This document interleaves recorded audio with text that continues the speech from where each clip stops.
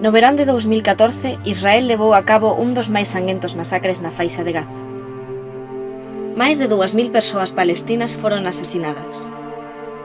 Entre elas, máis de medio millar de crianzas. Israel bombardeou casas, hospitais, escolas e mesmo a Universidade de Gaza. Imaxinas que pasara iso na USC? Un ano despois, o bloqueo ilegal de Gaza continúa. Israel segue construindo colonias ilegais e ocupando Cisxordania e Xerusalén Este. O muro, declarado ilegal pola Corte Penal Internacional, segue en pé. Israel segue sen respeitar o dereito de retorno do pobo palestino refuxiado.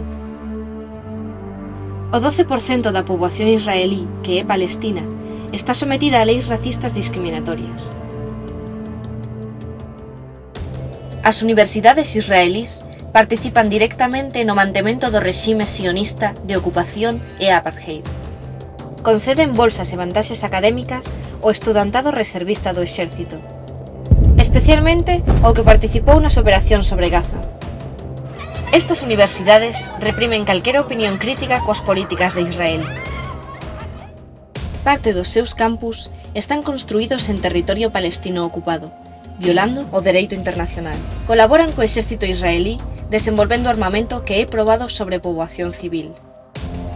Decláranse abertamente sionistas e enaltecen as accións militares de Israel. A presidenta da Universidade Ben Gurión declarou: "A nosa universidade é unha institución orgullosamente sionista". E isto non é máis ca un bosquexo.